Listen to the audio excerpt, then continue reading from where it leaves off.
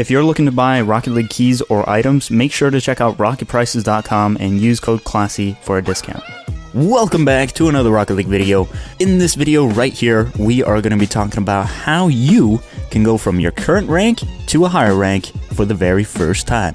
I recently went from Champion 3 to Grand Champ in 2s for the very first time, and I feel like I learned a lot. I feel like I have a lot to share with you guys, so this video is sort of targeted towards a little bit higher ranks, you know, like Diamond Plus. But you know what? If you're a Silver 2 and you found this video helpful, whoop-de-frickin-do, pop a like. Alright, thank you very much. Real quick, I just want to talk about one of the sponsors for the channel. RocketChamp.com offers a 2-week training course for Diamond and Platinum players. In this course, you get a step-by-step guide on how to rank up as fast as possible. For a limited time, you can get access to a free intro course on how to deal with bad teammates. I've linked it down below, so make sure to go check it out. Okay, so let's start off by talking about one of the most important things that you need to rank up and improve in Rocket League. It's your mindset. Okay, I've seen a few different types of mindsets out there, but one of the least effective mindsets is the I'm super nuts at this game and I deserve a higher rank. Okay? Nobody's getting anywhere with that mindset. I would know, I've had that mindset myself. It feels great, but you're never going to get anywhere except for stay in your current rank, which isn't what we're trying to do with this video. We're trying to push for a higher rank. With this mindset, you're just screwing around, you know, you're just going for fancy clips, you're showing off to everyone your super saucy mechanics. But nobody cares, okay? You're skipping rotations, you're whiffing nets, you're blaming your teammates, and you're forfeiting because your teammate looks bad, alright? This isn't gonna get you anywhere. The mindset that you want, okay, it's the, yo, I'm great at this game, but I want to improve mindset, okay? That's... Classy, you're just making up these mindsets on the spot. No, I'm not. I'm just giving them a name on the spot, alright? There's a difference. Trust me. These are very real mindsets. Anyway, with the I'm trying to improve mindset, you're thinking about every little detail that you're doing out there on the pitch, alright? You're not skipping no replays when you get scored on. You're taking a close look at what exactly your opponent did to scoop the ball so cleanly over your head with minimal effort, alright? You're taking a look because you want to know how you can better yourself in the future. You're not avoiding 1v1s because you're not confident with your dribbles, alright? You're gonna freaking play ones because that's how you get confident with your dribbles. Oh god. Anyway, you know what I mean though, right? Alright? You're taking a hard look at yourself in the mirror, buddy, and you're realizing that you got flaws, okay, but you can fix them.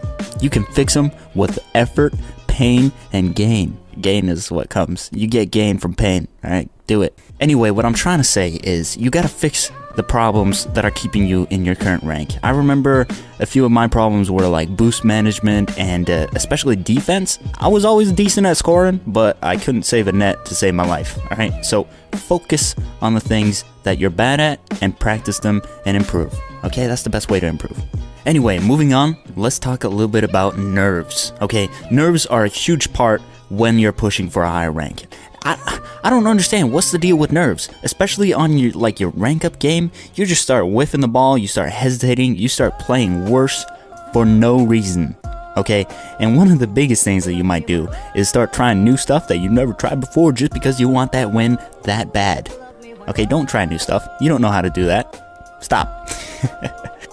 There are countless number of overtimes where I've been nervous and then I've gone for a super stupid kickoff and whiffed and just got scored on instantly. Anyway, you guys don't gotta worry about nerves anymore because I got a super solid tip for you guys. You know, like high level athletes, before a big game, when the interviewer asks if they were nervous about the upcoming game, you know what they say? They say, no, I'm excited. Okay? Now think about that, alright? Nerves and excitement is the same sensation. It's the same feeling in your body.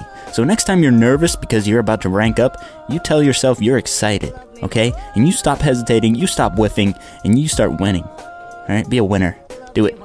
Anyway, let's talk about the differences between solo queuing and playing with teammates. I think of solo queuing as a completely different game mode than playing with friends, okay?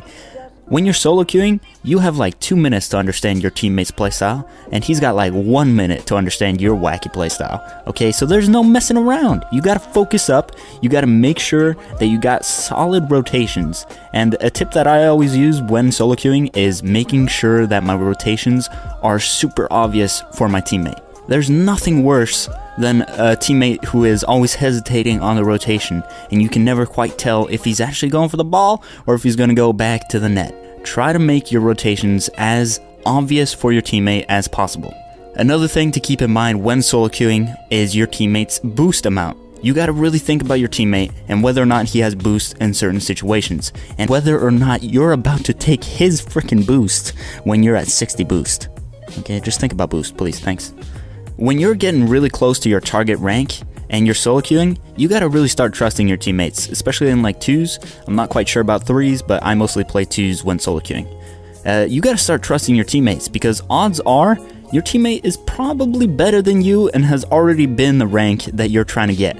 And he's not experiencing all the nerves, excuse me, the excitement that you're experiencing. And he's a little bit more chillaxed, a little bit more like, yo, I got this, don't worry about it. So don't cut his rotations and don't take his shots for him. Okay, this is a common thing that I've noticed a lot, especially for myself even, where I've been solo queuing, been playing really confidently and really cleanly, and then I get the next teammate who's this like little fella who's bouncing all around the map, super excited about his rank up games, and who's just sort of cutting my rotations, stomping on everything that I'm doing, whiffing my shots, and you know, it's just not a good thing, okay? Respect your teammates in solo queue, unless you know they're bricks or whatever, then you can flame them a little bit here and there. That's allowed. I think I prefer solo queuing over teaming up with friends when pushing for a higher rank, especially if the friend that I'm teaming with is like my MMR and has never been the rank that I'm pushing for. Then we're both going to be experiencing some nerves when pushing for that higher rank, and we're going to be playing worse because of it. So I'd recommend solo queuing, but treat it as if it's a different game mode, okay? Don't jump into solo queuing expecting your teammate to play just like your buddy, because like I said earlier, your teammate only has a certain amount of time to understand your playstyle. Now let's hop into my final point, which is talking about warmth. Okay, warmth is a huge part of every competitive game and every sport for that matter.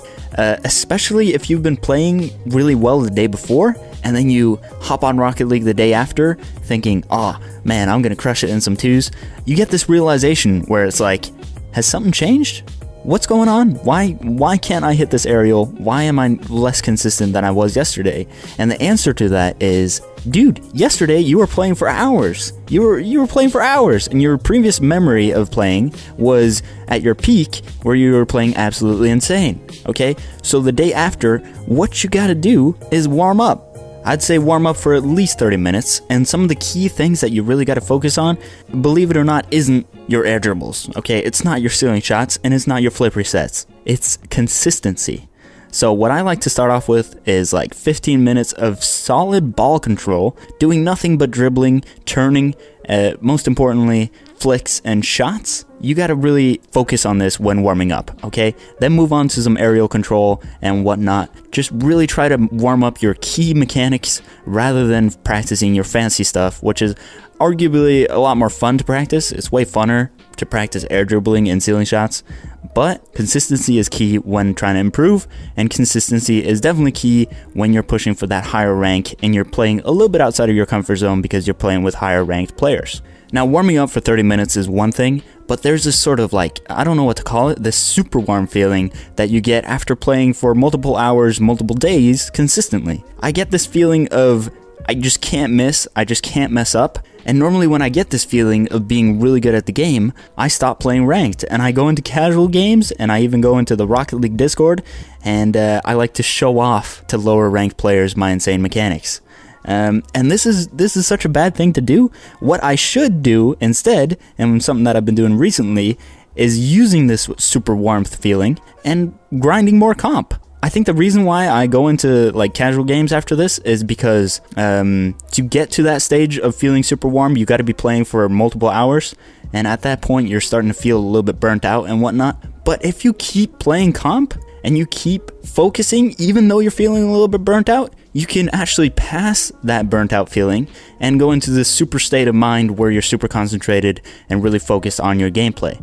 So my final tip to you guys is, if you do get this super warmth feeling, just don't like go showing off. Don't go showing off to your friends how good you're feeling, okay? Continue playing comp. Keep your confidence contained. Just try to keep your same state of mind of improving rather than becoming really confident in your abilities. Anyway, I think that's going to be it for this video. Hopefully it helped you out. I realized that it was a little bit more goofy than my normal videos, but that's kind of fun.